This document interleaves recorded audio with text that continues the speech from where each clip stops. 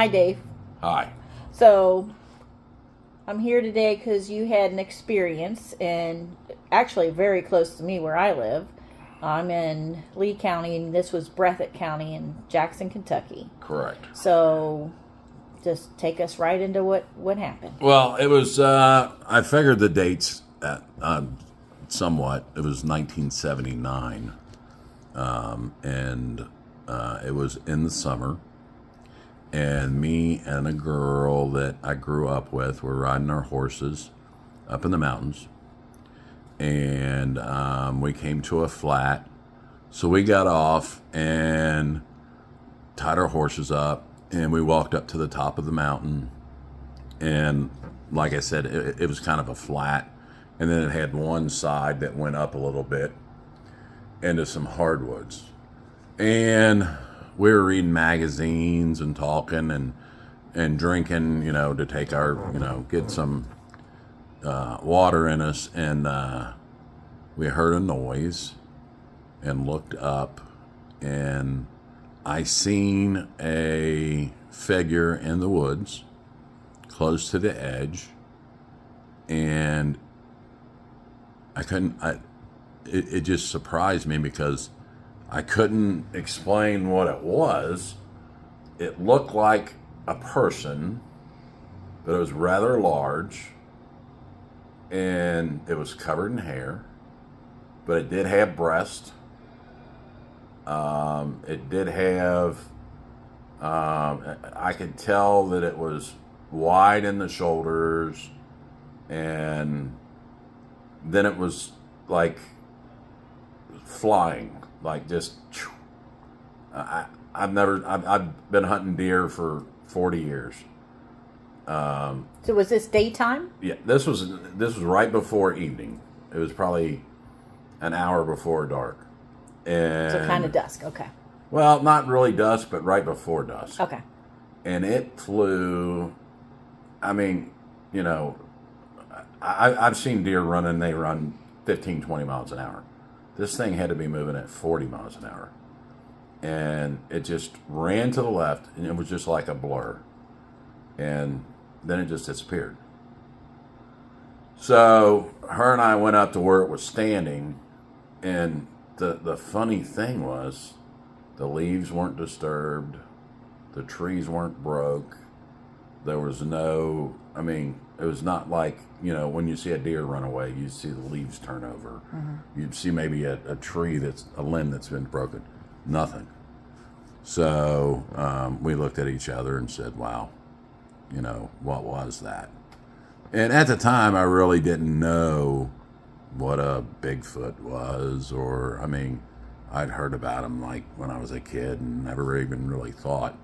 But as I did some research on it, when I got back to the house and I told my uncle what I'd seen, and he told me he'd seen several, and there was a family that lived up there to leave them alone, blah, blah, blah, blah, blah. But, yeah.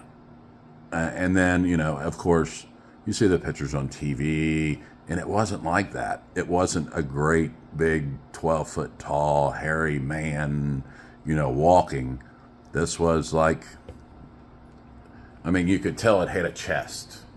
You know what I mean? Like what? How far yardage wise? 40 yards, maybe. Okay, so that's how you were able to see it had breasts. Well, and it didn't have like women breasts. It had like Pecs. like like pecs. Well, and the hair wasn't black. It was kind of a blondish red. Mm-hmm. Almost brown, and of course this is in the summertime. And it wasn't huge. It was, maybe 7 foot tall, 7.5 foot tall, but it had really wide shoulders. The other thing that was really strange is his arms was almost down to its knees, so it had really long arms, and it was gone, and at a blur. Now, did you go after it? No. Okay. No, we were told to leave it alone. We actually were going back to the house to get stuff, to go back to that spot and get my dog, which was a bloodhound, to put it on that track to try and chase it down. And my uncle told me just to leave it be. It's a family that lived up there, just to leave them be. So your uncle has known about them for years. Yeah. Did he talk more detail about it? No, after this he experience? pretty much kind of just wanted to scare us off of even pursuing that. Yeah. Yeah. Yeah. Yep. The older generation's a little fearful of talking about it for the ridicule. If you look back in that time, there was really not a lot of deer in Kentucky. They had released some black panthers in Kentucky, and I, to this day, have seen black panthers down there. So, the black panthers pretty much killed out the deer population down there. In the coal mines and that kind of stuff, it was very active. So there's coal dust all the time, and the deer kind of migrated away. Now they thrive there, but at that time there wasn't a lot of deer. So, I don't know what they ate. I don't know how they lived, and certainly didn't know exactly where they were. But I know what I seen, and it was a younger, I would say it was probably, again, 7.5 foot tall, maybe 350 pounds. They never saw any tracks or anything? No tracks. We went up and looked right where it was standing. Yeah. No tracks. The leaves weren't tumbled over. What time of year was it? It was a July. Okay. Yeah.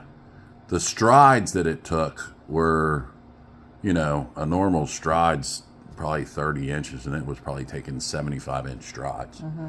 And it was just gone. Now, since you've gotten older, you said you've done a little bit more research on your own. Can I hear about your experience down in Land Between the Lakes? Yeah, I've watched a lot of programs, and I watched, Finding Bigfoot on TV and stuff, and a lot of that stuff I find to be hoaxy because it was people that were hunting and looking, and they go to places where there was Bigfoot sightings, and that turned out to be a farce for me. Then I went up to a different place up north, and it was more of videos and hype of, you're going to see this and you're going to see that. And it turned out to be a farce as well. Uh-huh. So I don't think if you're hunting for Bigfoot that you're going to see a Bigfoot. I think if you're doing your normal everyday, canoeing, or you may see one on the riverbank, or if you're camping and you go off, hiking, you may see one. Or if you're like us, if you're riding your horses and you tie them up and you take a walk for a little while, then you get that encounter. There's no ifs, ands, or buts about it. I seen what I seen. I know what I seen. Back then, you didn't have cell phones. You couldn't take a camera. There's no, I didn't carry a camera with me. Now, how old were you when that happened? I was 12. 12. Yeah. And so over 40 years ago. Yeah. But if people out there don't believe that there is something out there, I'm here to tell you there is. And your background is what? You're you're always military, but... Yeah, I was 8 years Special Forces, and I've seen a lot of things in my life. And being programmed to evaluate, acknowledge, and exceed on everything in my life, came very early because my father was in the military, my grandfather was in the military, so everything that I do, I do in steps and follow the proper things to do. And when I look at myself and recall back 40-something years ago, I can still see it standing there. Mm-hmm. And so I know what I saw. But it was a chance meeting. It's, you're seeing something you never seen before. Mm-hmm. And, I liken it to, I was on a boat in the Bahamas fishing. And I seen a manta ray called a flying eagle.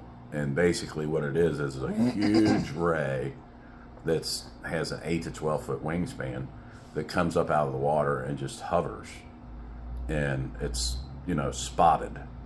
And the captain pointed it out to me, and I seen it, and I watched it, and it was hovering over the water as we went by, and it was going with us at about 5 or 6 knots, and then it dove back in the water. And he told me, he said, "You're one of the lucky few people in the world that's ever seen one." Right. So yeah, that's just one of those things. Mm. And I wasn't looking for it. Right. It was pointed out to me, but I heard what I heard and seen what I seen. But for all the people that's out there that's looking, I mean, you can set up game trail cameras and things like that. Which you have done. Yeah, which I've done many, many, many times. And it's just... Inland between the lakes you did that, you said. Several. Yeah. Several. I did 12. And they went right to my phone. And yeah, I've seen plenty of deer and raccoons and some other things, but never any other sign. Mm-hmm. So, I mean, in a lifetime of, wandering and looking and researching and stuff, I don't think if you hunt for one, you're going to find one. But I think if you go on in your normal day and do some traveling and go through the areas of, laying between the lakes, a lot of people up north, they have different names and things like that, but it's still the same typical, do you call it an animal or you call it a person? What do you call it? But yeah, it's just a chance meeting. What do you think it is? Well, you know what? I think it's probably a lineage of a person that was very large, that naturally grew long hair and didn't get educated, didn't get, socialized, didn't get that. And they just bred and they're inbred, and the deformities happen and things happen. I think that's happened many, many, many, many years ago, and they've evolved with society and moving in, and all the things in our ecosphere and the air quality and the water and things like that, I'm sure have changed, but they've stayed away. And I mean, how does something like that live through a winter? Mm-hmm. How does somebody, down where I'm from, we have found deer that, are new. They've been killed maybe a day or two, and there's nothing left of them but the bones. It's not, birds pick right, typically the forest possum. Will take about 2 weeks to a month to rid of something, but right. You're saying that a day later they would just completely be gone. Mm-hmm. Skin, hair, meat, organs, everything gone. Mm-hmm. And I don't know if we brought this out, but where was the encounter? What part of Kentucky? Jackson, Kentucky. Jackson. Okay. Yep. And you said from the top of your mountain you could see Virginia, West Virginia, and Kentucky. Okay. Yeah, I could see the power plant in Ashland, which is right on the river there. Hmm. And that's interesting. You were close to a power plant because there seems to be a lot of encounters. Well, and you know what? I wasn't. I'm not close. I'm within 10 miles, but I guess that's close enough. Yeah. But all the coal mines that are there, generate the same, electricity, the coal mines, all the noise and stuff.